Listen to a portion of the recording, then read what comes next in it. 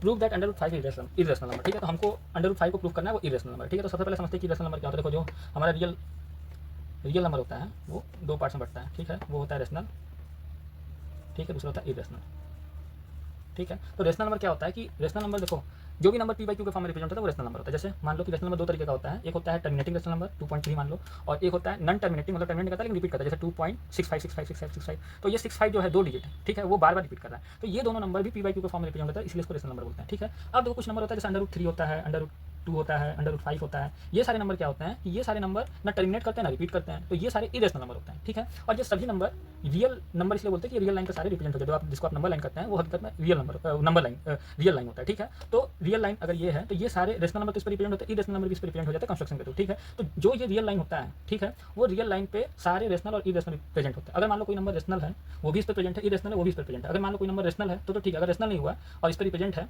तो वो irrational number होगा, और इरेशनल नंबर को कंस्ट्रक्शन के थ्रू भी इस पर प्रूफ किया जा सकता है, ठीक है। तो चलो अंडर रूट 2 को प्रूफ करते हैं। अब देखो मैथ्स में दो चीज़ें होती हैं, या तो कोई स्टेटमेंट ट्रू होता है या फॉल्स होता है। अगर नंबर अगर रेशनल हुआ तो ठीक है, अगर रेशनल हुआ तो पक्का ही रेशनल होगा, ठीक है। तो हम लोग इस क्वेश्चन को प्रूव करेंगे प्रूफ कंट्राडिक्शन के मेथड से, कि हम मान के चलेंगे कि ये रेशनल नंबर है, लेकिन जो अजम्पशन मान के चलेंगे उसमें बाद में प्रॉब्लम आ जाएगा मैथमेटिकल कैलकुलेशन करने के थ्रू। इसका मतलब क्या है, अगर कोई प्रॉब्लम आता है तो इसका मतलब क्या है कि जो हम मान के चलेंगे वो पक्का गलत है, ठीक है। तो हम प्रूफ को प्रोसीड करते हैं, ठीक है। तो प्रूफ देखते हैं हम लोग। सबसे पहले ये मानेंगे प्रूफ, ठीक है, प्रूफ मान के चलेंगे। तो सबसे पहले हम ये अज्यूम करेंगे, assume that under root 5 is rational, ठीक है। हम सबसे पहले मान लेंगे अंडर रूट 5 रेशनल नंबर। अगर अंडर रूट 5 रेशनल नंबर है देन क्या होगा कि अंडर रूट 5 को हम पी बाई क्यू के फॉर्म में लिख सकते हैं, ठीक है। अब पी बाई क्यू के फॉर्म में लिख सकते हैं तो वेयर पी एंड क्यू क्या होगा, आर को प्राइम।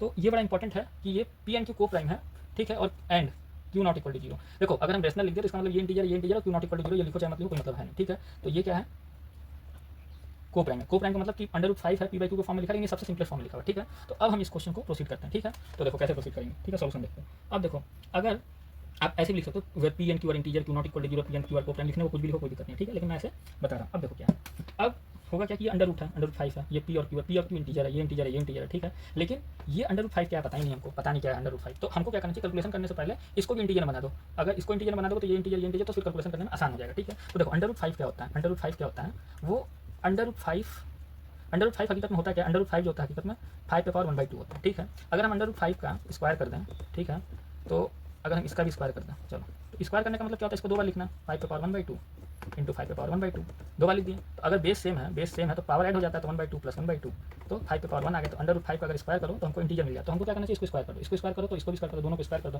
तो दोनों को अगर हम स्क्वायर करते हैं दोनों साइड, तो हम क्या करते हैं, स्क्वायरिंग बोथ साइड, दोनों साइड में स्क्वायर करते हैं। तो अंडर रूट 5 का स्क्वायर जो है वो पी का स्क्वायर होगा और ये क्यू का स्क्वायर होगा, ठीक है। तो हमारे पास क्या आ जाएगा, तो इसको सॉल्व करने के बाद आ जाएगा 5 इक्वल टू पी का स्क्वायर और क्यू का स्क्वायर, ठीक है। अब इसको इधर मल्टीप्लाई करा दो, 5 क्यू का स्क्वायर इक्वल टू पी का स्क्वायर। अब देखो ये बड़ा इंपॉर्टेंट चीज़ है और यहीं से सारी चीज़ें करनी है क्वेश्चन में, यही हार्ट ऑफ सोल है इस क्वेश्चन का, ठीक है। अब देखो यहाँ से क्या होगा, अगर हम इसको साइड में समझें तो 5 q square equal to p square है, ठीक है। तो क्यू स्क्वायर जो होगा, यहाँ से दो चीज़ें समझनी है, ठीक है। क्यू स्क्वायर अपॉन में 2, अगर हम 2 लिख रहे हैं 5 होगा, ठीक है। तो देखो ये इंटीजर है, ठीक है। अब ये 5 अगर इसको डिवाइड कर रहा है तो अगर ये डिवाइड कर रहा है और ये इंटीजर है और ये भी इंटीजर, एक इंटीजर को 5 डिवाइड कर रहा है और हमको एक इंटीजर मिला, जैसे मान लो 15 है और इसको 5 डिवाइड किया और ये पूरा करके 3 आ गया, इंटीजर आ गया। अगर ये डिवाइड कर रहा है और हमको इंटीजर मिला, मतलब इधर इंटीजर, इसका मतलब क्या है, ये पक्का क्या है, एक पक्का कंप्लीटली डिवाइड हो रहा है, ये पूरा नंबर कंप्लीटली डिवाइड, कोई फैक्टर रिमाइंडर नहीं आ रहा, इसीलिए 3 आ रहा है। अगर 3.5 कुछ आता तो पक्का रिमाइंडर बचता। इसका मतलब अगर यहाँ इंटीजर और 5 डिवाइड कर रहा है तो ये पक्का पूरा कंप्लीटली डिवाइड हो रहा है। सबसे इंपॉर्टेंट चीज़ तो ये सीखना। अब दूसरा चीज़ ये सीखना, अगर 5 इसको डिवाइड कर रहा है, पी स्क्वायर को 5 डिवाइड कर रहा है, ठीक है। तो सबसे इंपॉर्टेंट चीज़ है कि पी को मान लो, हम पी को मान लेते 30, ठीक है, या फिर चलो 35 मान लेते हैं, ठीक है। पी 35 है, इसका स्क्वायर है। तो पी अगर 35 है तो अगर मान लो कि पी पहले मान लेते 35 है, तो पी को हम 5 इंटू 7 लिख सकते हैं ना, 5 इंटू 7, ठीक है। अगर 5 इंटू 7 लिख सकते हो 35 को, तो अगर तो इसका मतलब क्या, अगर 5 इसको डिवाइड कर रहा है, अगर 5 इंटू 7, देखो अगर 35 को 5 डिवाइड कर रहा है तो इसका मतलब पक्का पता है कि इसके अंदर एक फैक्टर होगा। मतलब क्या है कि 5 इंटू 7 अपॉन में 5, मतलब अगर 5 इसको डिवाइड कर रहा है तो एक फैक्टर 5 का तो इसके अंदर पक्का ही होगा, ठीक है। अगर 5 पी स्क्वायर को डिवाइड कर रहा है तो इसके अंदर भी एक फैक्टर, तो पी के अंदर भी एक फैक्टर तो 5 का होगा ही। तो इसका मतलब क्या है कि मान लेते हैं कि हमारा पी जो है 35 है, तो 35 है, तो आप इसको ऐसा तो लिख सकते हो ना, 5 इंटू 7, ठीक है। तो 5 से डिवाइड ही हो रहा है और ये के मान लो, तो 5 इंटू के भी तो लिख सकते हो, 5 इंटू के लिख दो, के कोई नंबर, अगर ये कल 40 हो गया तो इसको 8 कर देना, के का वैल्यू बदल गया। तो मतलब क्या है कि 40 पी स्क्वायर, मतलब अभी तो पी स्क्वायर, अभी पी मानते कोई नंबर वो डिवाइड हो रहा है, ठीक है। उसी तरह मान लो कि अगर पी स्क्वायर इसको डिवाइड करा तो इसके अंदर एक फैक्टर तो पक्का होगा। इसका मतलब ये अगर ये 5 के का स्क्वायर है और ये डिवाइड 5 करा तो ये तो इसमें प्रेजेंट होगा ही। अगर ये इसमें प्रेजेंट है। तो एक बात बताओ कि 5 इक्वल टू 5 के जो है का स्क्वायर है वो 5 को डिवाइड कर रहा है, तो इसका मतलब तो ये भी होगा ना कि इसको हटा भी दोगे तो भी इसको डिवाइड करेगा। अगर 5 इसको डिवाइड करा तो सबसे पहली बात तो ये कि इसके अंदर 5 का फैक्टर प्रेजेंट होगा। 5 का फैक्टर प्रेजेंट है तो हम इसको 5 लिख दिए और इसको के लिख दिए। ये के बदलते रहो लेकिन ये पक्का डिवाइड करेगा हमेशा। तो हमारे पास पी स्क्वायर था, पहले स्क्वायर था तो हम पी स्क्वायर को डिवाइड कर रहे थे, पी स्क्वायर को डिवाइड कर रहे थे तो ये 5 के और 5 के जैसा है, तो एक बार तो इसको डिवाइड करेगा ही, ठीक है। लेकिन आप ये बताओ अगर पी स्क्वायर में से आप स्क्वायर हटा भी तो भी तो इसको डिवाइड करेगा। तो यहाँ से हमको दो चीज़ें निकल के आती हैं, ठीक है। कि पहली चीज़ ये कि अगर पी स्क्वायर को कोई नंबर डिवाइड करता है तो पी को भी डिवाइड करता है, यही चीज़ यहाँ सीखना था, ठीक है। सबसे इंपॉर्टेंट ये चीज़ सीखना था कि पी स्क्वायर को अगर 5 डिवाइड कर रहा है, ठीक है, अगर किसी नंबर को 5 डिवाइड कर रहा है, ठीक है, तो उसके अंदर 5 का फैक्टर प्रेजेंट होगा। पहली बात तो ये है, अगर 5 का फैक्टर प्रेजेंट होगा तो पी स्क्वायर में अगर वो प्रेजेंट होगा तो पी में भी वो प्रेजेंट होगा, तो यही इसमें सीखना था, ठीक है। तो अगर पी स्क्वायर को कोई नंबर डिवाइड कर रहा है तो पी को भी वो नंबर डिवाइड करेगा। तो ये इंपॉर्टेंट सबसे लाइन है इसमें की, ठीक है। तो यहाँ आपको समझा दिया है। अब देखो, तो अब देखो क्या करते हैं, ठीक है। तो यहाँ से हम ये लिख सकते हैं,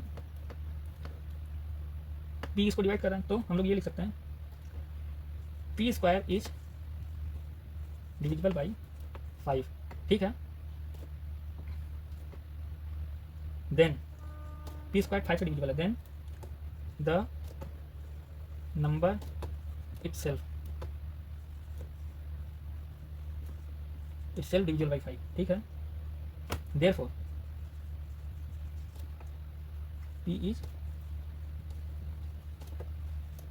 ठीक है, पी स्क्वायर डिविजिबल बाई 5 है तो पी भी डिविजिबल बाई 5 होगा। ये बातें क्लियर हो गई, ठीक है। तो अब देखो इसका मतलब क्या हो गया कि पी डिविजिबल बाई 5 है तो इसका मतलब ये है कि पी कोई नंबर है, मान लो कि 35 है, ठीक है, मान लेते 15 है इसका, तो पी 15 है, ये पी के बराबर है, तो ये 3 इंटू 5 के बराबर है, तो 5 से डिवाइड हो रहा है तो आप इसको 5 इंटू के लिख सकते हो ना, मतलब 5 पे लिख सकते हो पी को, ठीक है।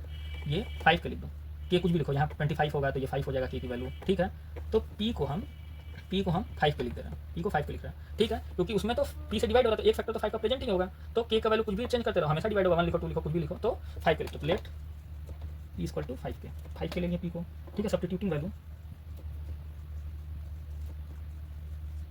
सब्स्टिट्यूट करेंगे वैल्यू हम इसमें, ठीक है। देखो हम इसमें क्या किया कि हम सबसे पहले ये पता किया कि पी जो है पी स्क्वायर डिविजिबल बाई 5 है तो पी डिवाइडेड बाई 5, तो हम सबसे पहले ये निकाल दिए कि पी के बारे में कुछ जानकारी निकाली कि पी 5 से डिवाइड हो रहा है, ठीक है।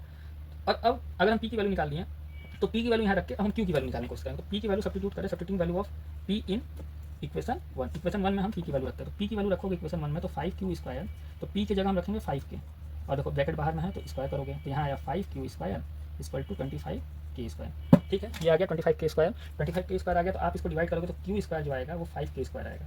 ये बात क्लियर है।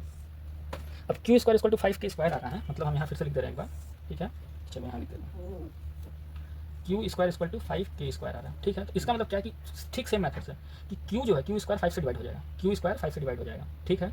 तो इसका मतलब q square is divisible by 5, q square divisible by 5 है, सो क्यू इज देन लिखो, then q is also divisible by 5। अब देखो पी भी, अब क्या क्यू भी डिवाइड हो रहा है 5 से और पी भी डिवाइड हो रहा है 5 से, ठीक है।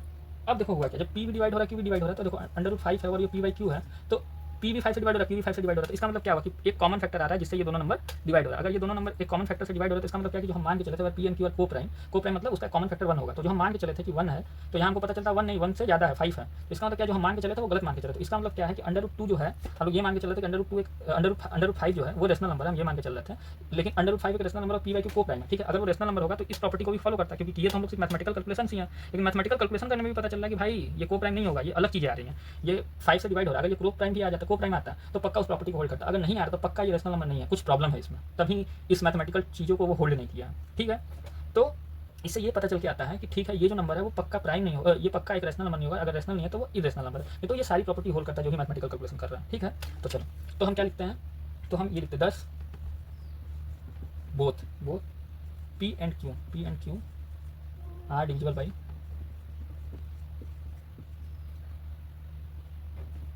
This contradicts the,